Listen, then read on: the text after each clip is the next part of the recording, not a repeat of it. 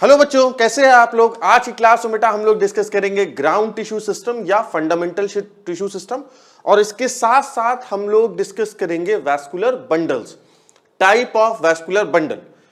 देखिए बेटा, पिछली क्लासेस में हमने वैस्कुलर टिश्यू डिस्कस किया है, जहां पर मैंने आप लोगों से जाइलम क्या होता है, फ्लोएम क्या होता है, कितने तरह के जाइलम होते हैं, फ्लोएम क्या है, उनके स्ट्रक्चर क्या है, कैरेक्टरिस्टिक क्या है, इन सारी चीजों को हमने डिस्कस किया था। वहां पर याद आ रहा है आप लोगों को। आज की क्लास में हम लोग सबसे पहले ग्राउंड टिश्यू सिस्टम डिस्कस करेंगे और उसके बाद हम लोग type of vascular bundles discuss करेंगे। ठीक है बेटा, याद करिए पिछली क्लास में, जस्ट लास्ट क्लास में हम लोगों ने डिस्कस किया था एपिडर्मल टिश्यू सिस्टम। याद आ रहा है? याद आ रहा होगा बेटा, आप लोगों ने नोट्स बना लिए होंगे, पढ़ लिया होगा आप लोगों ने। एपिडर्मल टिश्यू सिस्टम हम लोगों ने डिस्कस किया था। एपिडर्मल टिश्यू सिस्टम बेटा मैंने आप लोग बताया था, उसमें एपिडर्मिस होगी, स्टोमेटा होगा और एपिडर्मल अपेंडेजेस होंगे। ठीक है, अब जो हम लोग नेक्स्ट टॉपिक पे चलते हैं, हमारा जो आज का टॉपिक है वो है ग्राउंड टिश्यू सिस्टम या फंडामेंटल टिश्यू सिस्टम। तो ये याद करिए, मैंने आप लोगों को एपिडर्मिस क्या बताई थी। एपिडर्मिस मैंने बताई थी कि जो हमारी मेन बॉडी जो होती है उसके पूरे कवर की रहती है, पूरी बॉडी को जो सब आउटर मोस्ट जो कवरिंग होती है पूरी बॉडी की, वो क्या होता है, वही एपिडर्मल टिश्यू सिस्टम में इंक्लूड होता है। आज का जो क्लास है ग्राउंड टिश्यू सिस्टम क्या होता है, ग्राउंड टिश्यू क्या होता है, जो मेन पार्ट होता है ना, जो प्लांट का जो मेन टिश्यू होता है उसे हम लोग ग्राउंड टिश्यू सिस्टम कहते हैं। प्लांट का या प्लांट के पार्ट का जो मेन टिश्यू सिस्टम होता है उसे बेटा हम लोग क्या कहते हैं, ग्राउंड टिश्यू सिस्टम। अब इसमें दो चीजों को छोड़ दीजिए आप लोग, except epidermis and vascular bundle. What is so ground tissue system क्या हो गया, main part of main tissue हो गया हमारे प्लांट का, except epidermis and vascular bundle. Vascular bundle और एपिडर्मिस को हटा दीजिए तो जो भी टिश्यू बनेगा हमारे प्लांट का वो सारा का सारा एपिडर्मल टिश्यू सिस्टम में आता है। जैसे इसमें आएगा आपका कॉर्टेक्स आएगा, इंडोडर्मिस आएगा, पेरिसाइकिल, पित्त, ये सारी चीजें इसमें इंक्लूड होंगी। बात समझ में आ गई बेटा? ये बात समझ में आई? अच्छा, ग्राउंड टिश्यू सिस्टम जो है वो बना होता है सिंपल टिश्यू से। सिंपल याद आ रहा है आप लोगों को, पैरेन्काइमा, स्क्लेरेन्काइमा, कोलेन्काइमा, और इनमें से भी जो सबसे मेन टिश्यू होता है वो बेटा क्या है, पैरेन्काइमा होता है। ठीक है, इनमें से भी सबसे मेन जो होता है वो पैरेन्काइमा होता है, और जाहिर सी बात होना भी चाहिए, क्योंकि हम लोग जब पैरेन्काइमा पढ़ रहे थे तो बेटा वहां पर मैंने आप लोग बताया था कि पैरेन्काइमा को हम लोग फंडामेंटल टिश्यू कहते हैं, क्योंकि अब मैंने आपसे कहा था कि आगे जब हम पढ़ाएंगे तो हम आपको बताएंगे कि ज्यादातर जो टिश्यू सिस्टम है हमारे वो किस सेल के, किस टिश्यू के बने होते हैं, एग्जैक्ट वो बेटा बने होते हैं पैरेन्काइमा सेल्स के। ठीक है, चलिए आज देखते हैं हम लोग। तो ग्राउंड टिश्यू सिस्टम क्या होता है मैंने आप लोगों को बता दिया। Ground tissue system form the main part of plant body. It include all the tissue except epidermis and vascular bundle.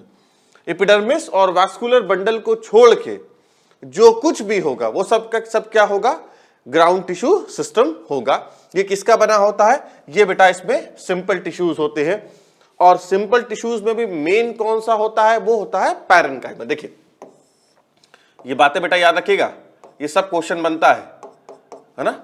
Simple tissue में भी पैरेन्काइमा मेन होता है। अच्छा, पैरेन्काइमा क्या क्या बनाता है? पैरेन्काइमा बेटा पेरिसाइकिल भी बनाता है, पित्त में भी रहता है, मिडलरी रेस में भी रहता है, प्राइमरी स्टेम और रूट में भी प्रेजेंट होता है। ठीक है, अच्छा अब जरा देखते हैं तो ये जो ग्राउंड टिश्यू सिस्टम का फंक्शन क्या होता है। इसका दो फंक्शन होता है, एक तो चीजों की सिंथेसिस करना है ना, एक तो चीजों की सिंथेसिस करना, बनाना। ठीक है बेटा, एक तो चीजों की सिंथेसिस करना और दूसरा क्या, स्टोर करना, स्टोरेज करना। ये दो इनका फंक्शन होता है।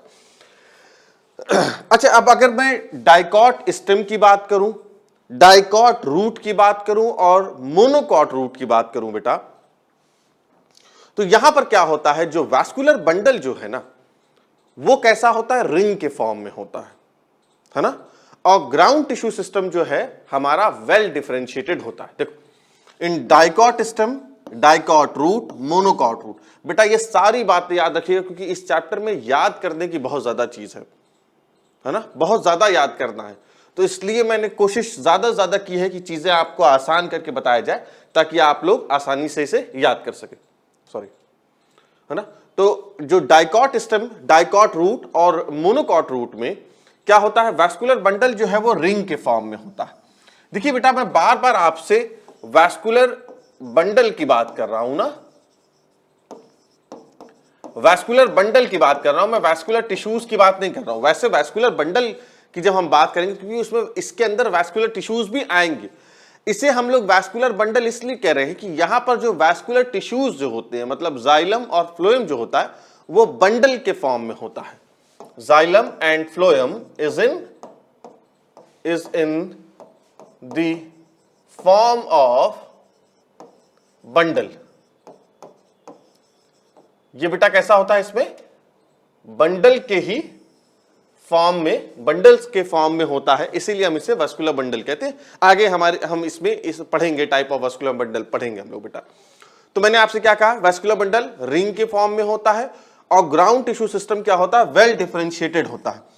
देखो वेल डिफरेंशिएटेड का क्या मतलब है, वेल डिफरेंशिएटेड का मतलब यह है कि ग्राउंड टिश्यू सिस्टम में क्या क्या चीज आ जाएगी। मैंने बेटा आप लोगों को बताया था कॉर्टेक्स, अभी आगे हम लोग पढ़ाएंगे कॉर्टेक्स, और पेरिसाइकिल आएगा, फिर पिथ आएगा। ये तीन चीजें इसमें ग्राउंड टिश्यू सिस्टम में आती हैं, ठीक है। अब इसमें कॉर्टेक्स फर्दर डिवाइड करता है, हाइपोडर्मिस, जनरल कॉर्टेक्स, है ना, जनरल कॉर्टेक्स होता है, और सबसे लास्ट में इंडोडर्मिस आती है। अब देखो इसका मतलब यह है कि वेल डिफरेंशिएटेड का मतलब यह है कि ये इस तरीके से एक दूसरे से अलग होता है कि आप आसानी से चीजों को देख सकते हैं, है ना, क्लियर ऑब्जर्वेशन होता है। इसका जो मतलब होता है, ground tissue system is well differentiated, यानी वेल डेवलप्ड है और वेल अच्छे तरीके से विजिबल होगा और एक दूसरे से क्लियरली डिफरेंशिएट कर रहा है। यानी कॉर्टेक्स जो है वो पेरिसाइकिल से, पेरिसाइकिल पिथ से, कॉर्टेक्स में भी हाइपोडर्मिस, इंडोडर्मिस से क्लियरली डिफरेंशिएट होता है। बात समझ में आएगी बेटा, यहां तक बात समझ में आई, ठीक है, आगे चले। अच्छा, तो ये तो इसमें होता है। अब देखो ये जो बात मैंने यहां बताई, मैंने यहां बताया कि कॉर्टेक्स जो होता है वो बेटा हाइपोडर्मिस, जनरल कॉर्टेक्स और इंडोडर्मिस में बटा हुआ होता है। जनरल कॉर्टेक्स को बेटा हम लोग कॉर्टिकल लेयर भी कहते हैं, अभी एक एक के बारे में हम लोग डिस्कस करेंगे अभी आगे। कॉर्टिकल लेयर भी कहते हैं, और इंडोडर्मिस को हम लोग, इंडोडर्मिस जो होती है हमारी वो सिंगल लेयर्ड होती है, ठीक है। अच्छा, पेरिसाइकिल अभी हम लोग डिस्कस करेंगे, ये पैरेन्काइमेटस और स्क्लेरेन्काइमेटस सेल्स की बनी हो सकती है। जो पिथ और मेडुला जो होता है, पिथ जो होता है वो हमारे बीच में एकदम सेंटर में पाया जाता है। जैसे मान लीजिए बेटा, मैं कई बार आप लोग बना के दिखा चुका हूं, ये देखिए सबसे बाहर की तरफ क्या होती है, ये मैं एक रफ डायग्राम बना रहा हूं सॉरी, क्योंकि बेटा नेक्स्ट क्लास में जब हम लोग डाइकॉट रूट और मोनोकॉट रूट का टीएस पढ़ेंगे तो वहां पर इसको हम लोग और ज्यादा क्लियर तरीके से पढ़ेंगे। अभी मैं आपको एक बस रफ सा स्ट्रक्चर दिखा रहा हूं। देखो ये क्या है, ये एपिडर्मिस है ना, ये एपिडर्मिस है। उसके बाद क्या होती है, ये है कॉर्टेक्स, है ना, ये कॉर्टेक्स है। मैं 2-3 लेयर इसमें बना दे रहा हूं, ये कॉर्टेक्स होती है। अच्छा, कॉर्टेक्स के बाद क्या होती है, कॉर्टेक्स के बाद बेटा इस तरीके से सिंगल लेयर्ड एक सेल होती है जिसे हम लोग क्या कहते हैं, इंडोडर्मिस, है ना, ये इंडोडर्मिस है। ये क्या है, ये कॉर्टेक्स होता है। बात समझ में आ गई, यहां तक समझ में आए। सबसे बाहर की तरफ होगा एपिडर्मिस, फिर कॉर्टेक्स होगा।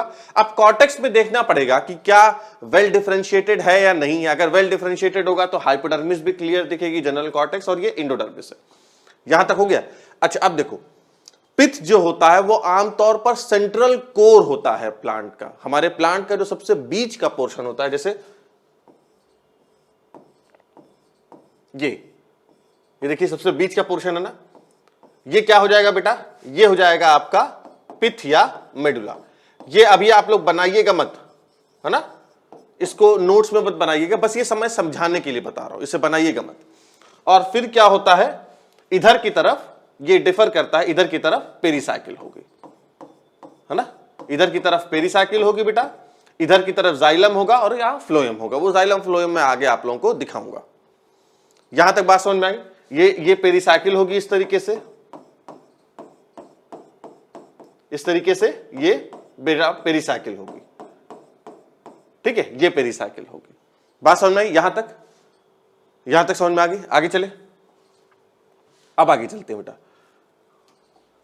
अब अगर मोनोकॉट स्टेम की बात की जाए, क्योंकि मैंने आपसे क्या कहा, डाइकॉट स्टेम, डाइकॉट रूट, और मोनोकॉट रूट में कैसा होता है कि जो वैस्कुलर बंडल होता है वो रिंग के फॉर्म में होता है और ground tissue system well differentiated होता है।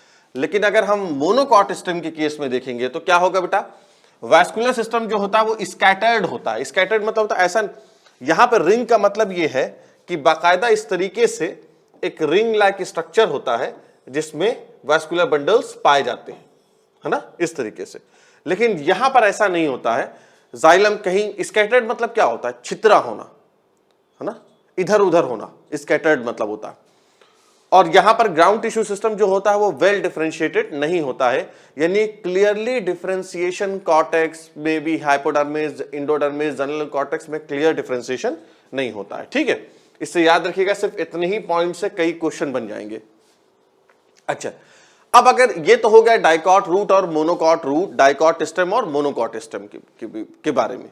अगर मैं लीफ की बात करूं बेटा, लीफ की हम बात करें तो लीफ का मामला क्या होता है, लीफ में भी जो ग्राउंड टिश्यू सिस्टम जो होता है वो एक कन्वर्ट हो जाता है एक thin walled chloroplast containing cell में, जिसे हम लोग मीजोफिल टिश्यूज कहते हैं।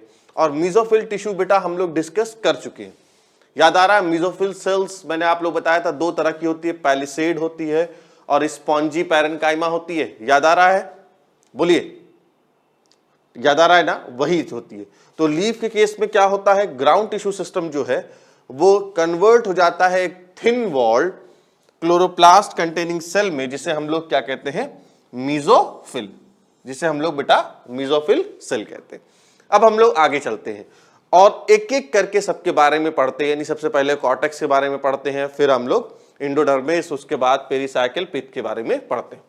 तो बेटा सबसे पहले हम लोग पढ़ेंगे क्या, कॉर्टेक्स। और कॉर्टेक्स में सबसे पहले क्या होता है, हाइपोडर्मिस।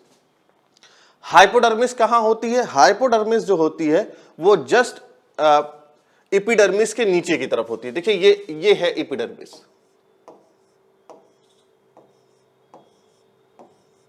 है ना, ये क्या है, ये एपिडर्मिस है।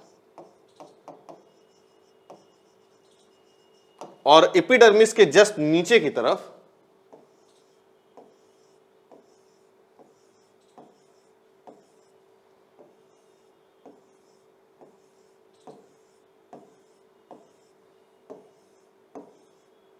एपिडर्मिस के जस्ट नीचे की तरफ बेटा क्या पाई जाती है, हाइपोडर्मिस होती है ना, हाइपोडर्मिस होती है।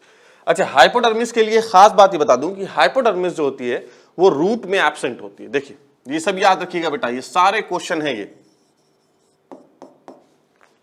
हाइपोडर्मिस जो होती है ये रूट में एब्सेंट होती है। अच्छा, इसका काम क्या होता है, ये स्टेबिलिटी प्रोवाइड करता है, मजबूती प्रोवाइड करता है प्लांट को, ठीक है। अच्छा, रूट में तो ये एब्सेंट होती है, इसका मतलब ये कहां होगी, ये डाइकॉट स्टेम में पाई जाएगी और मोनोकॉट स्टेम में पाई जाएगी, ठीक है भाई।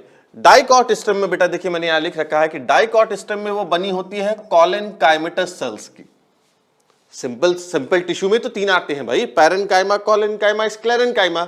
मैंने आपसे कह दिया कि ज्यादातर जो सेल्स होती हैं, ज्यादातर जो ग्राउंड टिश्यू सिस्टम जो पार्ट्स होते हैं वो ज्यादातर पैरेन्काइमा के बने होते हैं। लेकिन अगर हाइपोडर्मिस केस में आ जाइए तो वहां पर ये जो है डाइकॉट स्टेम कॉलेनकाइमा की बनी होती है और मोनोकॉट स्टेम जो होता है वो आपका स्क्लेरेन्काइमा के बना होता है, ठीक है बेटा। चले आगे। अब नेक्स्ट है तुम्हारा दूसरा है जनरल कॉर्टेक्स, जिसे हम लोग कॉर्टिकल लेयर कहते हैं। ये बेटा ये भी बनी होती है किसकी, ये बनी होती है पैरेन्काइमेटस सेल्स की, ये पैरेन्काइमेटस सेल्स की बनी होती है और ये हाइपोडर्मिस और इंडोडर्मिस के बीच की लेयर होती है। देखो हाइपोडर्मिस और इंडोडर्मिस के बीच की लेयर होती है। जैसे अगर मान लो मैं कह दूं कि ये कॉर्टेक्स है, तो ये क्या होगा, ये बेटा जनरल कॉर्टेक्स हो जाएगा, है ना। सॉरी, ये मैं कह दूं अगर ये हाइपोडर्मिस है तो ये जनरल कॉर्टेक्स हो जाएगा और ये क्या हो जाएगी, ये इंडोडर्मिस हो जाएगी। तो ये क्या होता है, हाइपोडर्मिस और इंडोडर्मिस के बीच की जो लेयर होती है वही आपकी जनरल कॉर्टेक्स कहलाती है। ठीक है भाई, जनरल कॉर्टेक्स कहलाती है। अब थर्ड पे आ जाइए, इंडोडर्मिस। ये तीनों किसके पार्ट थे, ये तीनों कॉर्टेक्स के पार्ट है। इंडोडर्मिस भी बेटा आपके पैरेन्काइमेटस सेल्स की बनी होती है, पैरेन्काइमा सेल्स की बनी होती है, सिंगल लेयर्ड होती है। सारी चीजें इंपॉर्टेंट है, ये सिंगल लेयर होती है और पैरेन्काइमेटस सेल्स की बनी होती है, विच separate cortex from steel. Steel क्या होता है, असल में तीन चीजों को मिला के स्टील कहते हैं। ऐसे समझो, एक मोटी मोटी बात कि ये देखो, ये जो है ये इंडोडर्मिस है ना, ये इंडोडर्मिस है सिंगल लेयर्ड, मैंने सिंगल लेयर्ड दिखाया। इसके अंदर की जो भी चीज होगी, इंडोडर्मिस के अंदर की जो भी चीज होगी सॉरी, इंडोडर्मिस के अंदर की बेटा जो भी चीज होगी वो क्या होगी, स्टील होती है। और इसके अंदर क्या क्या चीज होती है, तीन चीजें होती है, एक वैस्कुलर बंडल होता है, एक पेरीसाइकिल होता है और एक आपका पिथ होता है। तो इसके अंदर बेटा तीन चीजें होंगी, एक होगा वैस्कुलर बंडल, दूसरा है पिथ और तीसरा है पेरीसाइकिल। ठीक है भाई, तो इसमें तीन चीजें इस तरीके से होती हैं। ठीक है, आगे चले। तो ये हो गया। अब इंडोडर्मिस में एक दो बातें और जरा देख लेते हैं, काम की बातें हैं। अगर हम स्टेम की बात करें, अगर बेटा हम स्टेम की बात करें तो इंडोडर्मिस में क्या होता है, उसमें स्टार्च पाया जाता है, इसीलिए हम उसे स्टार्च शीथ कहते हैं। देखो, the cells of endodermis in stem are living without intercellular spaces and contain starch, इसीलिए हम उसे क्या कहते हैं, स्टार्च शीथ कहते हैं। ये सवाल आता है कि स्टार्च शीथ कहां पाया जाता है, तो एक तो बात हो गई कि स्टार्च शीथ स्टेम में पाया जाता है, और दूसरा कौन सी सेल में होता है, तो वो इंडोडर्मल सेल में होता है। ठीक है, अच्छा अब आ जाइए, हम लोग रूट की बात करते हैं। बहुत इंपॉर्टेंट बात है, बहुत बहुत ज्यादा इंपॉर्टेंट बात है, कम से कम बेटा इसे 50 बार टिक कर लीजिए। अगर मैं इंडोडर्मिस की बात करूं और रूट के इंडोडर्मिस की बात करूं, तो होता क्या है कि जो इंडोडर्मल सेल जो होती है उसमें सुबेरिन और क्यूटिन की बैंड्स होती है या स्ट्रिप्स होती हैं। ठीक है, बैंड्स या स्ट्रिप्स होती हैं, उसे बेटा हम लोग कैस्पेरियन बैंड्स या कैस्पेरियन स्ट्रिप कहते हैं। और ये जो कैस्पेरियन स्ट्रिप जो होती है ये असल में वाटर इम्परमिएबल होती है because of the presence of suberin. Suberin की वजह से वो कैसी होती है, वाटर इम्परमिएबल होती है। देखिए ऐसा होता है, जैसे मान लीजिए अगर मैं कहूं कि ये क्या है, ये इंडोडर्मल सेल है,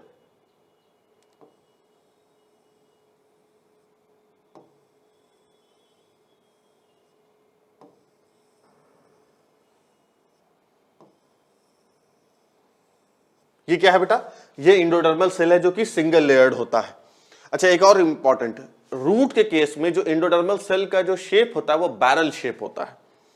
अच्छा अब क्या होगा, अब इसमें क्या होता है, ये इस तरीके से है ना, इस तरीके से कैस्पेरियन स्ट्रिप्स होती हैं। ये देखो बेटा, ये कैस्पेरियन स्ट्रिप होती है ना। तो ये क्या है, ये कैस्पेरियन बैंड्स है ना, ये क्या है, कैस्पेरियन बैंड्स है। और ये कैस्पेरियन बैंड्स जो होते हैं ये टेंजेंशियल भी होते हैं। ये कैस्पेरियन बैंड जो है वो इंडोडर्मल सेल में टेंजेंशियल भी होते हैं और रेडियल भी होते हैं। बात समझ में आ गई, टेंजेंशियल भी होते हैं और रेडियल भी होते हैं। यहां तक बात समझ में आई। तो मैंने आपसे क्या कहा कि इंडोडर्मल सेल जो होती है स्टेम में उसके पास तो स्टार्च होता है, इसीलिए हम लोग उसे स्टार्च शीथ कहते हैं। लेकिन रूट में आ जाइए तो रूट में बड़ा इंपॉर्टेंट रोल अदा करती है। रूट में क्या करती है कि बेटा वो जो बैरल शेप की होती है, सिंगल लेयर्ड होती है, बात समझ में, सिंगल लेयर्ड होती है, बैरल शेप की होती है। और इंडोडर्मल सेल में कैस्पेरियन स्ट्रिप होती हैं और इस कैस्पेरियन स्ट्रिप की वजह से ये वाटर इम्परमिएबल होती है। बात समझ में, वाटर इम्परमिएबल होती है। और क्यों वाटर इम्परमेबल होता है? क्योंकि हमारा जो कैस्पेरियन स्ट्रिप होता है वो सुबैरिन का बना होता है। देखो हम लोग इसको जरा देख लेते हैं। Endodermal cell in root have suberin and cutin strip और band known as Casparian strip या कैस्पेरियन बैंड भी कहते हैं इसे। ठीक है, इसे कैस्पेरियन स्ट्रिप या कैस्पेरियन बैंड कहते हैं। ये सिंगल लेयर्ड और बैरल शेप की होती है। ये बहुत इंपॉर्टेंट बातें हैं। ये सिंगल लेयर्ड ये भी इंपॉर्टेंट चीज है और बैरल शेप्ड सेल्स ये भी इंपॉर्टेंट होती है। ठीक है, it contain water impermeable suberin. Casparian bands are present on radial and tangential. मैंने आपसे क्या कहा कि ये जो कैस्पेरियन स्ट्रिप है वो इंडोडर्मिस, देखो ये ब्लैक से जो बना है ये तो इंडोडर्मिस की सेल है, अंदर की तरफ मैंने कैस्पेरियन बैंड बनाया है। ये टेंजेंशियल में भी होती है और रेडियल में भी पाई जाती है, यानी रेडियल वॉल में भी होती है और टेंजेंशियल वॉल में भी इंडोडर्मिस के होती है। ठीक है, अच्छा आगे एक चीज और देखते हैं। ये जो इंडोडर्मल सेल जो है ना, इसे बेटा हम लोग बायोलॉजिकल चेक पॉइंट भी कह सकते हैं। ये इंडोडर्मल सेल जो है इसे हम लोग बायोलॉजिकल चेक पॉइंट भी कह सकते हैं। ये क्वेश्चन आया भी है कि वो कौन सी सेल है प्लांट्स में जिसे बायोलॉजिकल चेक पॉइंट कहते हैं, तो वो बेटा इंडोडर्मिस की सेल होती है, इंडोडर्मल सेल होती है। क्यों इसे हम लोग बायोलॉजिकल चेक पॉइंट क्यों कहते हैं? देखिए आपको ये बात पता है कि प्लांट जो है वो वाटर कहां से एब्जॉर्ब करता है? उसी से बात है, वो जमीन से एब्जॉर्ब करेगा, यानी वो रूट के जरिए से एब्जॉर्ब करेगा। यही तो होता है ना भाई, बोलो यही तो होता है। वो क्या करेगा? रूट हेयर के जरिए से पानी लेगा, वो रूट हेयर के जरिए से पानी आ जाएगा कहां पर? वो आ जाएगा बेटा इंडोडर्मिस में, फिर कॉर्टेक्स में, और फिर वो कॉर्टेक्स से होते हुए कहां आएगा? नॉर्मल केस में वो आएगा बेटा सबसे पहले रूट हेयर में, फिर वहां से एपिडर्मिस में, फिर कॉर्टेक्स में, फिर इंडोडर्मिस में, फिर आएगा वो जाइलम में, और जाइलम के थ्रू वो क्या होगा? रूट से शूट पे ऊपर की तरफ यानी लीफ के पास पहुंच जाता है। ये बात आप लोग जानते हैं, है ना? हम लोग इसको डिटेल में पढ़ेंगे ट्रांसपोर्ट इन प्लांट वाले चैप्टर में, और वहां पर ये जो बात है ना, ये जो इंडोडर्मल सेल की, ये फिर आएगी वहां पर, और वहां पर आपको ज्यादा अच्छा समझ में आएगा कि हम इसे बायोलॉजिकल चेक पॉइंट क्यों कहते हैं। ठीक है, अभी तो हम यहां पर बस उसके स्ट्रक्चर पढ़ रहे हैं। तो मैंने आपसे क्या कहा कि वाटर जो है वो रूट हेयर के जरिए से वो एपिडर्मिस, कॉर्टेक्स और इंडोडर्मिस में आ जाएगा। इंडोडर्मिस असल में ये डिसाइड करता है कि किस तरह के सॉल्यूट या क्या किस तरह की चीजों को हम आगे आने दें या ना दें। ये कौन डिसाइड करता है? Endodermal cell. और इंडोडर्मल सेल में भी कौन डिसाइड करता है? उसकी कैस्पेरियन स्ट्रिप डिसाइड करती है। बात समझ में? तो इसीलिए क्योंकि वो चेक कर रहा है कि किन चीजों को अलाउ करें और किन चीजों को अलाउ ना करें, इसीलिए बेटा हम उसे कैस्पेरियन, इसीलिए इंडोडर्मल सेल को हम लोग बायोलॉजिकल चेक पॉइंट कहते हैं। बात समझ में आ गई, है ना? चलिए आगे देखते हैं। अब नेक्स्ट है हमारा पेरिसाइकिल। नेक्स्ट है, पहला तो हो गया कॉर्टेक्स। कॉर्टेक्स में मैंने आपको हाइपोडर्मिस, जनरल कॉर्टेक्स, इंडोडर्मिस समझा दिया। अब पेरिसाइकिल। पेरिसाइकिल जो होती है ये पैरेन्काइमा की और स्क्लेरेन्काइमा की दोनों से मिलके बनी होती है, और ये पाई कहां जाती है? ये इंडोडर्मिस और वैस्कुलर बैंड्स के आसपास, बंडल के आसपास पाई जाती है। ये बहुत इंपॉर्टेंट चीज बता रहा हूं, डाइकॉट स्टेम में ये मल्टी लेयर्ड होती है ना? लेकिन अगर मोनोकॉट स्टेम की बात की जाए तो वहां पर डिस्टिंक्ट नहीं होती है, मतलब दिखती नहीं है। यानी हो सकता है सिंगल लेयर्ड हो सकता है एब्सेंट हो, एब्सेंट अगर ना भी हो तो बहुत छोटी होती है, तो ये क्लियर दिखती नहीं है। ठीक है, पेरिसाइकिल जो होती है वो आमतौर पर रूट्स में प्रेजेंट होती है। इन जनरल वो रूट में प्रेजेंट होती है। यानी हम ये कह सकते हैं डाइकॉट स्टेम में तो ये मल्टी लेयर्ड और वेल डिस्टिंक्ट होती है, लेकिन अगर मोनोकॉट स्टेम की बात की जाए तो वहां पर डिस्टिंक्ट नहीं होती है।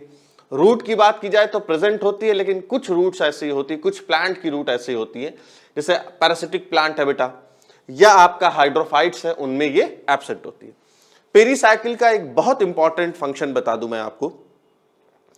पेरिसाइकिल का बेटा सबसे इंपॉर्टेंट फंक्शन है कि ये लैटरल रूट का फॉर्मेशन करती है। देखिए लैटरल रूट आपको पता होगा ना कि एक तो होती है मेन रूट, है ना, एक होती है मेन रूट, उससे जो अराइज होती है वो लैटरल रूट होती है, यही तो होता है।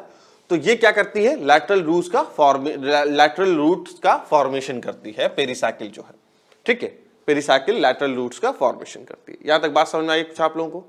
ठीक है, अब आते हैं सबसे लास्ट में, वो है हमारा पिथ या मेडुला। पिथ या मेडुला बेटा मैंने आप लोगों को बताया था ये कहां पाया जाता है, एकदम कोर में पाया जाता है ना, प्लांट एकदम बीच में पाया जाता है। देखो मैंने तुम लोग को समझाया था, ये देखिए, ये देखिए मैंने बीच में इस तरीके से बना के दिखाया था ना, है ना, तो ये क्या होता है, ये पिथ होता है या मेडुला होता है। ठीक है, पिथ या मेडुला होता है, ये कहां पाया जाता है, central core of stem and root, ये एकदम सेंटर में पाया जाता है। और ये बना किसका होता है, पैरेन्काइमेटस सेल्स होती है, मेन इसमें जो होती है पैरेन्काइमेटस सेल्स होती है। अच्छा, अगर डाइकॉट स्टेम की बात की जाए तो पिथ जो होती है वहां पर बहुत ज्यादा डेवलप होती है और काफी बड़ी साइज की होती है, ज्यादा डेवलप होती है, pith is large and well develop. लेकिन अगर मैं मोनोकॉट स्टेम की बात करूं तो आमतौर पर एब्सेंट होती है, अगर प्रेजेंट होगी तो बहुत छोटी साइज की होगी। ठीक है ना, in monocot stem pith is absent, if present then in scattered form. अच्छा, अब इसी तरीके से हम डाइकॉट रूट की बात कर ले तो डाइकॉट रूट की भी यही केस होती है कि वहां पर आमतौर पर प्रेजेंट होती है, आमतौर पर एब्सेंट होती है, और अगर प्रेजेंट होगी तो बहुत छोटी साइज की होगी। यानी अगर मैं डाइकॉट रूट की बात करूं या मोनोकॉट स्टेम की बात करूं, कंडीशन सेम होती है। अच्छा, अगर मोनोकॉट रूट की बात की जाए तो बेटा पिथ कैसी होती है, लार्ज और वेल डेवलप होती है, बहुत अच्छी तरीके से डेवलप होती है। अगर डाइकॉट स्टेम की बात की जाए, है ना, तो डाइकॉट स्टेम में क्या होता है, पिथ जो है वो मेडुलरी रेज या पिथ रेज का फॉर्मेशन करती है। ये क्या होता है, जब बेटा हम लोग डाइकॉट स्टेम पढ़ेंगे ना आगे की क्लास में, तो वहां पर ये बात आप लोगों को समझ में आ जाएगी। ठीक है, चले, ठीक है बेटा, तो यहां तक हम लोगों ने कंप्लीट कर लिया। अब आगे हम लोग देखते हैं वैस्कुलर बंडल। देखिए, एक टिश्यू होता है, मैंने आप लोगों को बताया था, जिसे हम लोग कैम्बियम कहते हैं। कैम्बियम जो होता है वो डाइकॉट प्लांट में प्रेजेंट होता है, चाहे वो डाइकॉट रूट हो और चाहे वो डाइकॉट स्टेम हो, उन दोनों ही केस में कैम्बियम बेटा प्रेजेंट होता है। बात समझ में आ गई, कैम्बियम हमारा प्रेजेंट होता है। अच्छा, अब ये कैम्बियम होता क्या है, मैंने आप लोग बताया था बेटा, ये एक टिश्यू होता है जिसकी वजह से प्लांट गर्थ में, चौड़ाई में, है ना, प्लांट क्या है, चौड़ाई में बढ़ता है। आप देखते हैं बहुत से प्लांट को आप देखेंगे जिसकी स्टेम बहुत चौड़ी होती है, जिसकी रूट्स बहुत चौड़ी होती हैं। वो क्यों ऐसा होता है, वो इसी कैम्बियम की वजह से होता है। कैसे होगा आगे की क्लास में हम लोग सब पढ़ेंगे, जब हम लोग सेकेंडरी टिश्यूज पढ़ेंगे। सेकेंडरी टिश्यूज मतलब सेकेंडरी ग्रोथ जब हम लोग पढ़ेंगे, यानी प्लांट किस तरीके से चौड़ाई में, गर्थ में कैसे बढ़ता है, तो वहां पर इसी टिश्यू का तो पूरा रोल ही है कैम्बियम का, तो वहां हम लोग डिटेल में पढ़ेंगे। ठीक है, तो कैम्बियम क्या होता है बेटा, डाइकॉट प्लांट्स में पाया जाता है। ठीक है, अच्छा, तो नेक्स्ट एक चीज है कि on the basis of presence of cambium, cambium के प्रेजेंस के बेसिस पे, यानी कैम्बियम प्रेजेंट है या नहीं है, हम दो पार्ट में डिवाइड कर लेते हैं वैस्कुलर बंडल को। एक होता है आपका ओपन वैस्कुलर बंडल,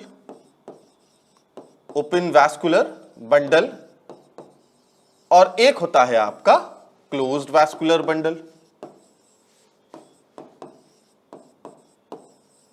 ठीक है भाई, एक होता है ओपन वैस्कुलर बंडल और एक होता है close vascular bundle. Open vascular bundle क्या होता है बेटा, ओपन वैस्कुलर बंडल क्या होता है, जिसमें कैम्बियम प्रेजेंट होता है।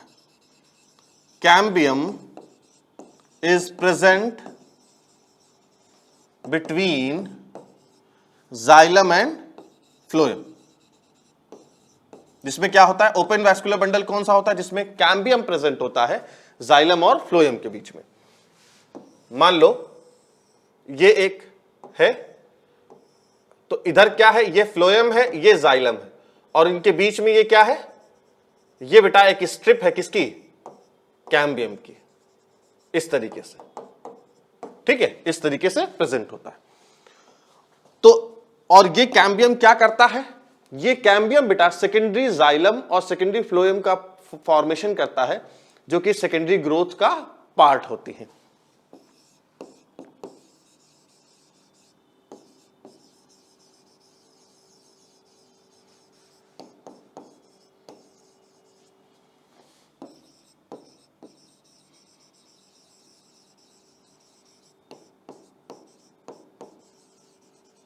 तो ये क्या करते हैं, सेकेंडरी जाइलम और सेकेंडरी फ्लोएम का फॉर्मेशन करती है। इसका कहां बात समझ में आ जाएगी बेटा, जब हम लोग सेकेंडरी टिश्यूज पढ़ेंगे। नेक्स्ट, ये कहां पाया जाता है, डाइकॉट प्लांट्स में पाया जाता है, चाहे वो डाइकॉट रूट हो और चाहे वो डाइकॉट स्टेम की बात की जाए। यहां पे देखिए क्लोज वैस्कुलर बंडल में क्या होगा, कैम्बियम एब्सेंट होगा, कैम्बियम इज एब्सेंट। जाहिर सी बात है, जब कैम्बियम एब्सेंट होगा, no secondary xylem and secondary phloem is form. ठीक है, और कहां पाया जाएगा, ये जो मोनोकॉट प्लांट्स होते हैं उनमें बेटा पाया जाएगा। बात समझ में आ गई, यहां तक बात समझ में आई आप लोगों को? ठीक है, आगे चले। अब देखते हैं हम लोग next type of vascular bundle. अब नेक्स्ट बेटा हम लोग पढ़ते हैं टाइप ऑफ वैस्कुलर बंडल।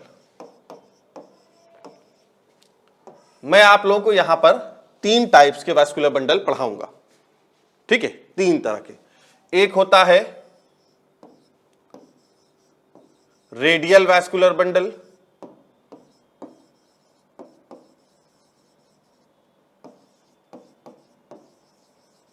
ये सबसे पहले। दूसरा है कंजॉइंट, और थर्ड है बेटा कॉन्सेंट्रिक।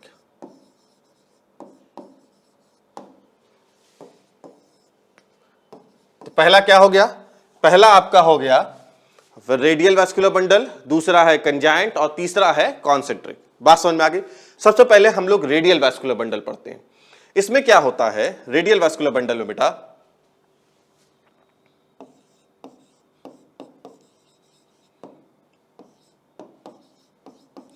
मैंने आप लोगों को वैस्कुलर बंडल का मतलब बता दिया था कि इसमें क्या होता है, जो वैस्कुलर टिश्यूज होते हैं यानी जाइलम और फ्लोएम, ये बंडल्स के फॉर्म में होते हैं, इसीलिए हम लोग वैस्कुलर बंडल कहते हैं।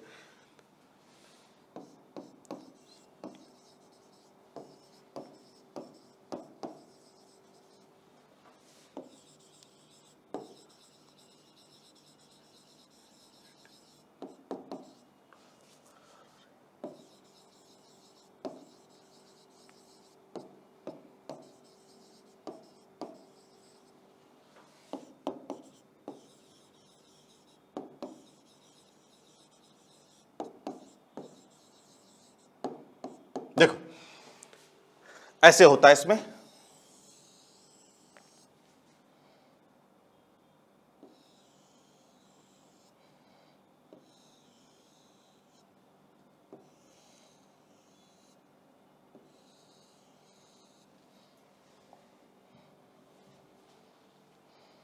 देखो बेटा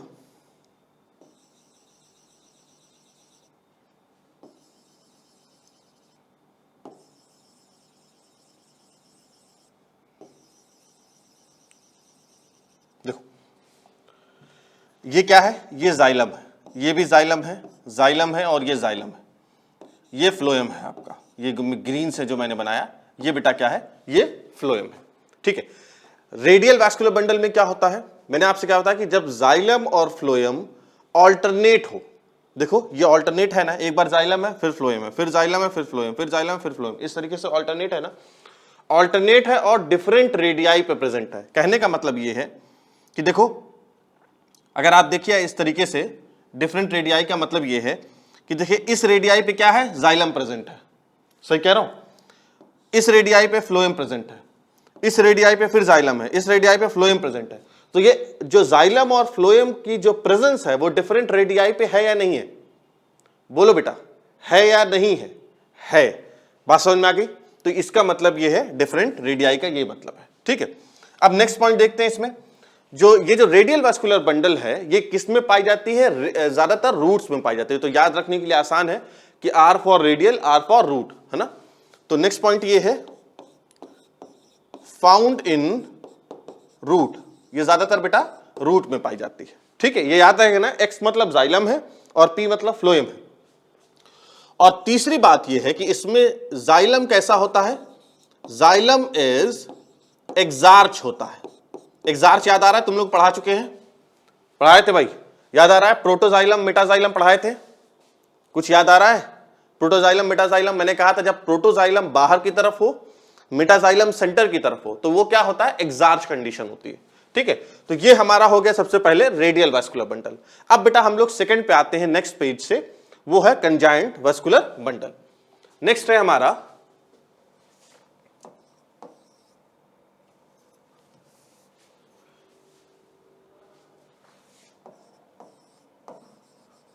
कंजाइंट वास्कुलर बंडल। ठीक है, अब ये कंजाइंट वास्कुलर बंडल क्या होता है भाई? कंजाइंट वास्कुलर बंडल क्या होता है? यहां पर क्या था कि जाइलम और फ्लोएम अभी इस रेडियल में डिफरेंट रेडियाई पे पाए जा रहे थे, लेकिन यहां पर क्या है?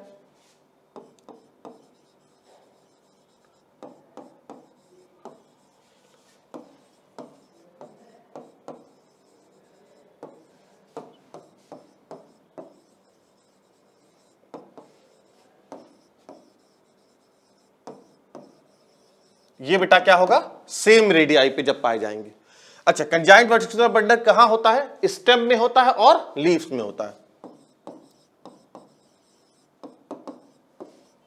स्टेम में होता है एंड लीव्स में होता है। बात समझ में आ गई? नेक्स्ट क्या है बेटा? अगर हम कंजाइंट वास्कुलर बंडल में देखें तो फ्लोएम जो होता है बाहर की तरफ होता है, और जाइलम क्योंकि एक ही रेडियाई पे है ना, in conjoint vascular bundle phloem is towards outside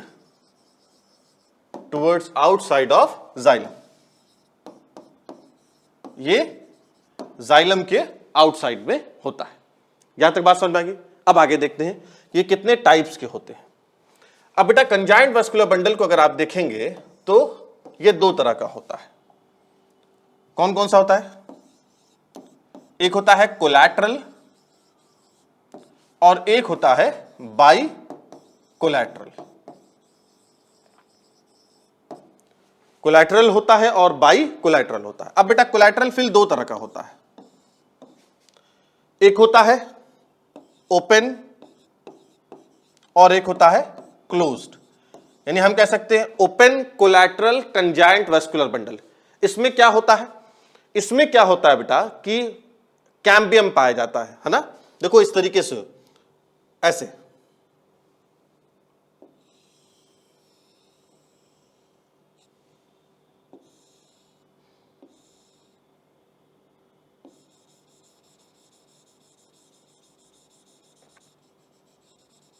ठीक है। ये क्या है? This is phloem. फ्लोएम बाहर के होता है। और ये क्या है? ये बेटा है जाइलम। ये क्या है? ये जाइलम है और ये क्या है? कैम्बियम होता है। तो ये क्या है? ये open collateral conjoint vascular bundle. अच्छा, जो open collateral conjoint vascular bundle है, ये बेटा हमारा पाया जाता है फाउंड इन डाइकॉट स्टेम में। ठीक है, ये कहां पाया जाता है? ये डाइकॉट स्टेम में पाया जाता है। और ये क्लोज वाला कहां पाया जाता है?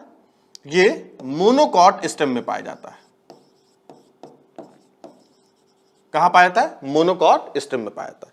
इसका डायग्राम कैसे होता है देखिए। क्लोज में क्या होता है बेटा? क्लोज में वास्कुलर बंडल नहीं, सॉरी, क्लोज्ड में कैम्बियम नहीं पाया जाता है। तो ये फ्लोएम हो जाता है और ये इस तरीके से जाइलम हो जाता है। ठीक है भाई, बात समझ में आ गई? तो close collateral conjoint vascular bundle कहां पाया जाएगा? मोनोकॉट स्टेम में पाया जाएगा। और इसमें क्या होता है कि कैम्बियम एब्सेंट होता है। बात समझ में आ गई?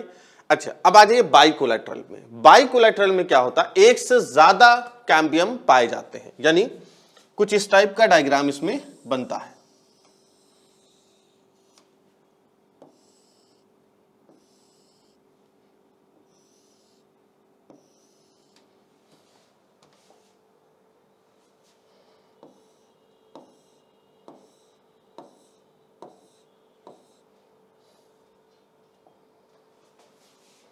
ये देखो क्या होगा, ये होगा outer phloem,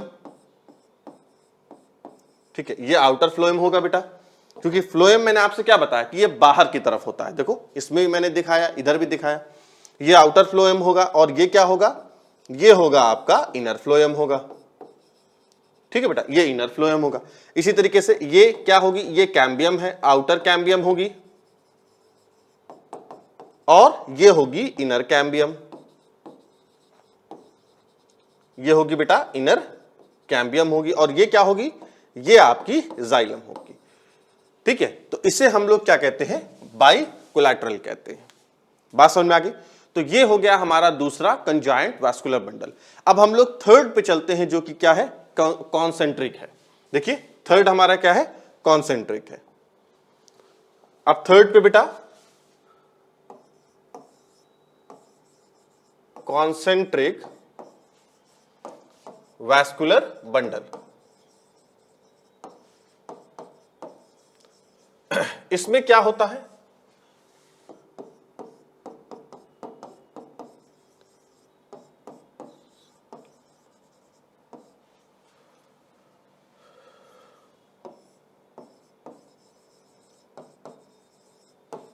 either xylem surrounds phloem और फ्लोएम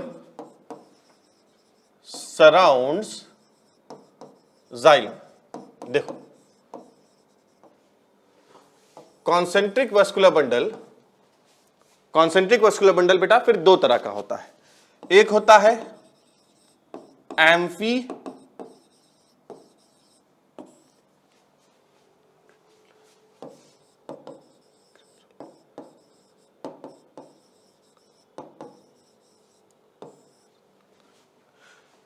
ठीक है बेटा, कॉन्सेंट्रिक वास्कुलर बंडल दो तरह का होता है, एम्फी वेसल होता है और एम्फी क्रिब्रल होता है। एम्फी वेसल में क्या होता है, एम्फी वेसल देखिए, एम्फी वेसल में ये होगा कि बाहर की तरफ क्या होगा, ये होगा बाहर की तरफ जाइलम, है ना, और अंदर की तरफ क्या होगा, ये फ्लोएम होगा। तो जब इस तरह की कंडीशन होती है तो उसे हम लोग एम्फी वेसल कहते हैं। और इसका एग्जाम्पल क्या है बेटा, युक्का प्लांट, हम लोग पढ़ चुके हैं युक्का प्लांट, ठीक है। एम्फी क्रिब्रल में क्या होता है, ये पाया जाता है आपके, ये कहां पाया जाता है, ये बेटा आपके पाया जाता है फाइकस प्लांट में, है ना। वहां पर इसका अपोजिट होता है, वहां पर क्या होता है कि जो फ्लोएम है, फ्लोएम जो है वो क्या होगा, बाहर की तरफ होगा, उसकी पोजीशन बाहर की तरफ होगी, और अंदर की तरफ क्या होगा, ये जाइलम होगा, ठीक है बेटा, अंदर की तरफ क्या होगा, जाइलम होगा। तो ये हमारा क्या कंप्लीट हो गया, ये हमारा बेटा ground tissue system plus vascular bundle tissue system हमारा कंप्लीट हो गया। अब हम लोग नेक्स्ट क्लास में डिस्कस करेंगे डाइकॉट रूट और मोनोकॉट रूट का TS. So thank you for watching my video.